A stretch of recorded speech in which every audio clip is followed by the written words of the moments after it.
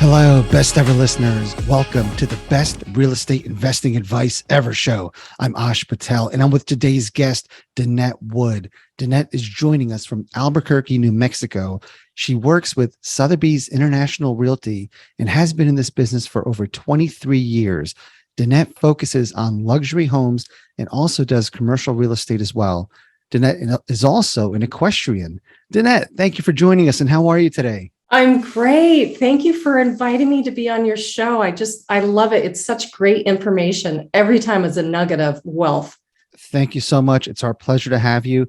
Danette, before we get started, can you give the best ever listeners a little bit more about your background and what you're focused on now?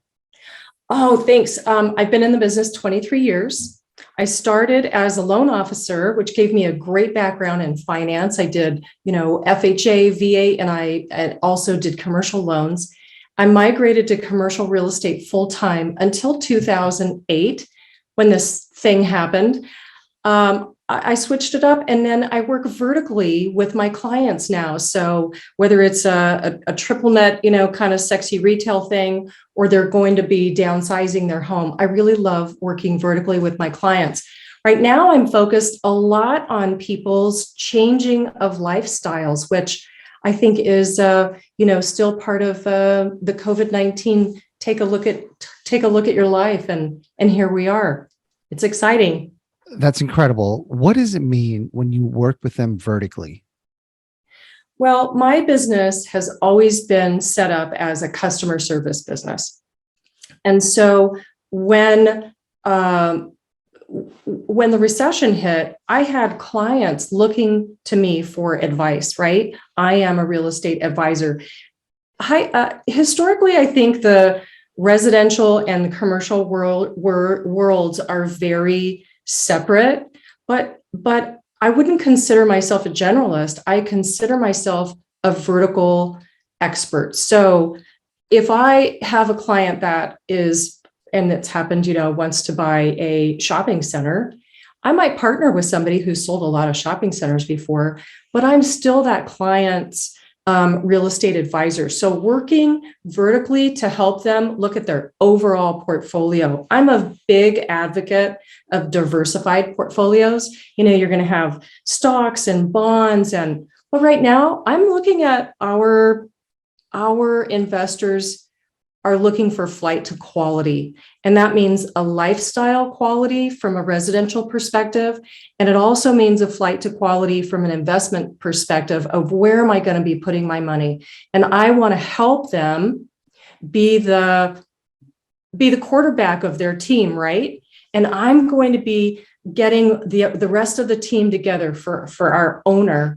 And that team has a lot of people in it, right? Your accountant, your CPA, and I'm just part of that team as a real estate advisor.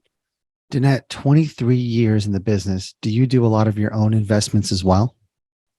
I do, but I'm probably more of a passive investor. I spend a lot of my time doing other things. I do have investments. We could talk about that for sure, but I'm not that active investor who's always making a lot of deals. It's a lot of work. It is a lot of work. Yeah, but here's where my mind goes.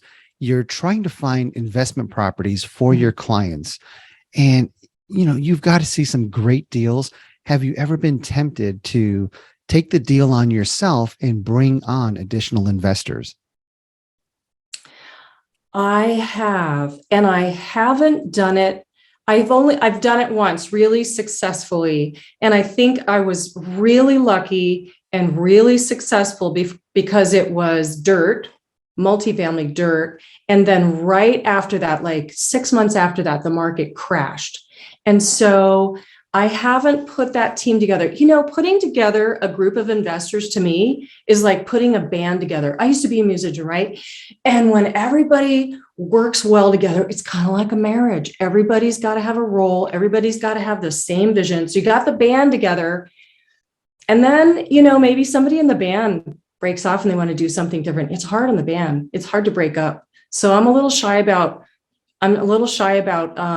bringing on other people, but I have been successful in the past. Yeah, I get it. And that's a great analogy. You mentioned lifestyle changes. What Mhm. have you seen in the last 2 years in terms of lifestyle changes, both from an investment perspective as well as people's homes relocating down? Like, what are people doing really post COVID? Well, you have the sector of people that just have to move because they have a job change, right? That's unknown. But what COVID really did was it opened the door from an employment perspective that you could live anywhere you want to live and work if you had good internet, right? So that was a lifestyle change. I see a lot of people. New Mexico has beautiful weather. We're the headquarters of Netflix. I mean, we've got some super sexy, cool stuff going on, and people from each coast are saying, you know what, maybe I don't like living out in this traffic. I want to do something different. I saw that change where they just really wanted a disruptive physical environment change, wide open space, the New Mexico skies. There's the other lifestyle change that I'm seeing a lot in my personal business, and that's downsizing. We have the older family members, the kids are all gone, they've got grandkids, and they're moving. They're moving because it doesn't fit their lifestyle anymore. And I see that more often than I did probably 10 years ago, that people are moving for lifestyle change. This house is too much work. It's just the two of us. The kids are gone. They live out of state. They never come home anymore. Or it's also very expensive. When you have that big girl job and you're making a bunch of cash, you didn't care about the really high property taxes, right? But when you're on a fixed income, all of that changes and they need a lifestyle change. It's very hard. I really am a therapist in my job. I just don't have the acronyms, right? Oh man, I believe it. I believe it. Like, how D- do you change your whole lifestyle? yeah, I would imagine you do a lot of hand holding and therapy work. People move for pain or pleasure. Danette, I'm a Gen Xer, and I think a lot of us wanted the biggest, baddest house we can get. And then years later, we realized it was a dumb decision because you don't use half of your house. Yeah. Who's buying these giant luxury homes right now? Well, Albuquerque is really the work hub, the center of New Mexico. So in our area, it's really professionals. It's the entrepreneurs. It's the medical professionals, lawyers, et cetera. In the Santa Fe market, we really are attracting the young billionaire class, and there's a lot of millennials, right? Even younger than you, Gen Xer, that want to have something really special. And, it's like somewhere to take your friends, and it's just a special place to go. That's the other part of it. I get that. But from my experience, most people that have these giant homes kind of regret overbuying. Is that your experience as well? Yeah, I think the fun wears off. Yeah, exactly. And When then the it becomes party's over, work. the fun wears off. Yeah. All you need is enough bedrooms and a large entertaining space. That's it. Yeah. So you advise your clients on a lot of real estate investments. Can we dive into some of the commercial investments that you've done? Yes. So what's the typical evolution if one of your clients comes to you and says, "Look, I want to put some money into commercial real estate. What can you do to help me?" Well, we have to figure out I feel like, what is the time frame for this investment? Is it short term? Is it long term? And how much money do we have to put into it? That's where I start. How much money do we have? How long do you want to hold it? If it's, a small amount of money, that's kind of a vague term, but if it's 300,000 and they just want it to sit somewhere and they don't want to manage it, that might be a perfect land opportunity, right? Some commercial piece of property that's maybe a little bit of an infill on a good block, that might be kind of nice. The property taxes are low, they can drive by it, pull a weed here or there.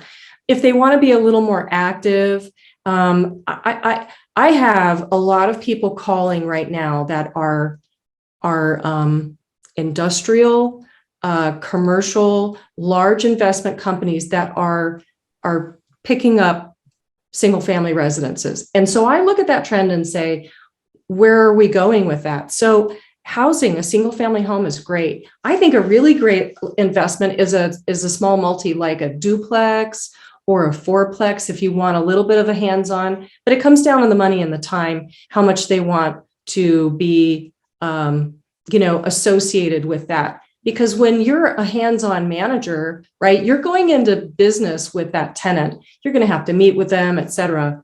So really getting an idea of how much hands-on work they want to do. They just want a coupon.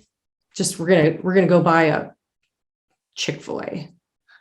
And then you also invest passively in other people's deals, right? I do not. You don't. Okay. What No, passive I don't. investments? Do you have any passive real estate investments? Well, I consider passive to be, I get back to getting around dirt, because dirt just sits there. It's going to appreciate, and I'm going to be able to sell it, and I don't have to manage it. That's what I mean by passive, as opposed to I've got single family homes. I'm doing Airbnb. I've got to be over there every day or every few days, or have somebody else do it. In terms of people working remotely, do you think that's going to last forever? Or do you think, in my opinion, is the next economic downturn, employers will have the upper hand again and they will demand people are back in the office? What are your thoughts?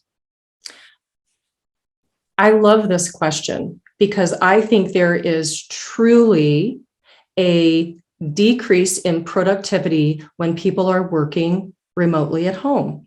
I think that Yep. that's been proven statistically. So if I am the consumer and I'm going to be hiring an ad agency, for instance, and I've got a $50,000 budget, I want to hire an ad. I want to know that they're at work getting my ads done because they're on the time clock.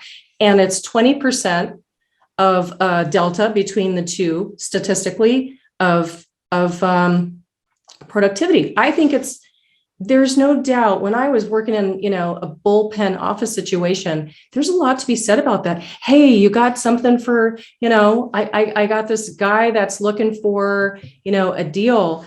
Deals are made in the office. They say deals are made in the golf course. It just means people are getting together to be more productive. I think people got tired, and the disruptive element of COVID allowed us to come home, be with our loved ones, be with the kids. But now I think people have been with the kids and they're like, I want to get back to work. Also, don't you feel like when you're around people and you're productive, you feel better? 100%. You're energized, you're motivated. If everyone else around you is grinding, it motivates you to do the same. I have not heard that 20% statistic, but what I get quoted a lot from the work from home crowd is they think they're more productive. I got to tell you, if it's a nice day outside, and I rarely go out to lunch, but if I do, and we sit outside somewhere, all around me, there's people drinking, having liquid lunches for 2, 3 hours, not moving. And these are the work from home people that you never would have seen pre-COVID, right? And now everybody's just enjoying themselves, taking long walks, going to the park with the kids. And then in the summer, when kids are home, how are you productive? Right? To me, I don't understand that. And I think the statistic that people are quoting is when COVID first started and the work from home was initiated, productivity may have gone up because everybody was gung ho. They were excited that they don't have to go into the office. Maybe they worked the same hours, including their commute time, but that's gone by the wayside. I don't see that happening anymore. And I love what you said. If you're paying somebody, you want to pay them to go into an office. You want them working, not sitting at their kitchen table, kind of working. So great example. What's that going to do to real estate? In terms of getting back in the office?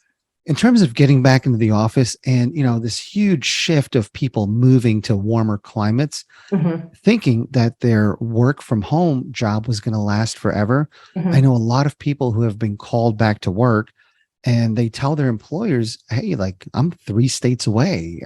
I can't commute back to the office. Mhm. And they're like, we never gave you permission to move. We Mhm. never said I couldn't. So do you think that people will have to relocate to where the jobs are? Or maybe they create a new job for themselves to match the lifestyle they want to live. In an ideal world, yes. But if we're heading towards a rough patch in the economy, Mhm. that could be a challenge. Then I see you're going to be flight back to work. Yeah, I think office is going to be strong. I think it's a great buying opportunity right now to pick up office space for pennies on the dollar. Mhm. Would you advise any of your clients to get into that space? Absolutely. And when you're talking about getting into the, buying low and selling high, that's the basics of an investment, right? So what's suffering right now? I'll tell you what's not suffering right now is industrial warehouse. It's just, that you can't get enough of it.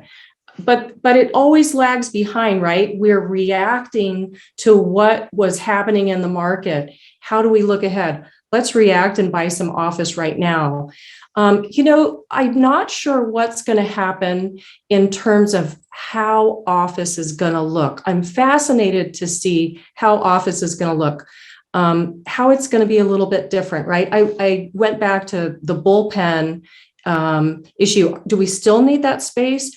A hybrid example that I see, and part of it is we don't have enough housing for some of our laboratories here. They have to go in 3 days a week, right? Instead of 5, maybe you go in 3 days. Maybe it's a hybrid for a while where you do get in and you get that office area. So are we going to have some hotel spaces where there's some shared areas?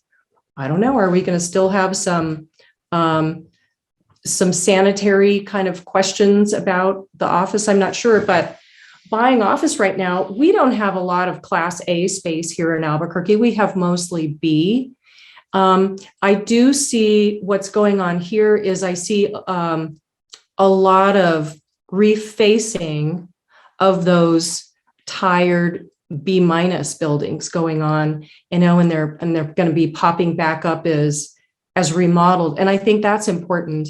If you're going to be buying the office space for pennies on the dollar, right, whatever that is, then I think you have to put the money back into the infrastructure of the building to make it appealing for people to come back to the office. If you look like at an example like McDonald's, I don't know how many years you can have a McDonald's of a franchise and you have to remodel it completely, right? It's like Right. every 10 years. Why? It's because people want to feel good in their environment, no matter what the environment is across the board. That's a great point. So you want to go into a fresh office, not something that's dated from the 80s. And yeah, and you want to feel good about your surroundings. What experience do you have with industrial? I grew up, my dad was a highway contractor. So I grew up around warehouses and scrap metal and parts all over the yard and, talking about EPA all the time. So when I first got into commercial, I did industrial and land. It was easy for me. What I love about industrial is that it's so, I don't know, to me, it's got a lot of flexibility, right? Industrial can be chopped up, it can be flex space, et cetera. We don't have enough of it. I've been going back and forth to Texas, and in here in New Mexico, we have the film industry expanding. We don't have any new industrial warehouse. We don't have the clear height that we need. We don't have the power that we need. It's a whole different product that we need right now for our market than it was 20 years ago, and it hasn't changed. Danette, So sorry, go ahead. innovation. Can we dive into some factors to look at? You mentioned adequate power. Mhm. What's the ideal clear height for an industrial building? Well, for us here, I think it needs to at least be, 25 feet, right? I mean, you've got, and I haven't done industrial for a while, so I don't know what the new, users are really needing. Like we have Amazon has come out here for a distribution center. I mean, I've seen pictures of it. I haven't been in there, but I mean, that is, a very modern industrial building, right? Because they did it for themselves. Now, Yeah. I don't think that you're going to have investors go out and build those and build them and they will come, because there's a lot of tax incentives that go with that. But if you have these tractor trailers coming in and they need some spots, I could see if you had a multi-tenant warehousing industrial park to offload and distribute. I think that's where we could see some logistic changes in the old model to be able to put the distribution in different parts. Yeah. And especially last mile delivery. Mm-hmm. What's too small for a warehouse or an industrial building? Can't get too small. Okay. You even have the, makers, right? The craftsmen, the makers want little warehouse space, or the guy that just, I have tenants that come in or not tenants, clients that come in and they just want to work on their cars. So you can't have it too small. It's hard to find with all the power and everything, but you can demise these things down and have people need warehouse space. You don't have to be, have 100,000 under roof for one tenant, but we don't have either enough of. That's a great point. Even carpenters, HVAC companies, plumbing companies, tradespeople need that type of space. Great example. Danette, what is your best real estate investing advice ever? Know your numbers. Definitely, it's an investment. I always tell my clients this, even if it's your dream home, it's still an investment. So treat it as such. You know your numbers. If you have a budget, you have to do the work to create the budget to know where you're going, right? It's the map of where you're going. And that is how you're going to know if you made money or not at the end of the day. So know your numbers, stick to your numbers. Yeah, great advice, Danette. You and I are fortunate that we've lived through a couple of market cycles. Mm-hmm. There's a lot of people that, anyone under the age of 33 has not seen anything but a booming economy. What's your advice to them? 6 months savings is not enough, right? Yeah. 6 months savings is not enough. And I'm a big advocate now of cash is king. And how you leverage today, you really have to be careful. I've talked about like house hacking, how you can make some of your properties income generating in a bad time, right? If you rent out a room or you rent the garage above the house, or whatever. But cash is king, and I think it's okay to have a lot of cash. I think there's a lot of investors that'll poo-poo me, but it's hard to sell real estate when the market is going down. And that's what I learned. We always thought, well, it'll take 30, 60 days. But when that market is going down, you're still chasing it. And we kept chasing it and chasing it. New Mexico, we had a double dip. We chased it forever. It's like, you couldn't give it away. You really have to be creative. So being more careful moving forward, I think it takes more cash to carry you through those bad times, and living below your means is really the lesson there. Yeah, great perspective. Thank you for that. Out of all the years that you've been in this business, what's one of the toughest lessons you've learned? Oh, fraud. We do not talk about fraud enough in real estate classes or, master classes.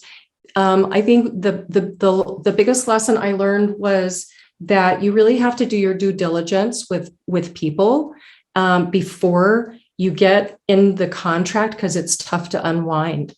And as we get more sophisticated in our technology and wire fraud and all of that, we have to do our due diligence to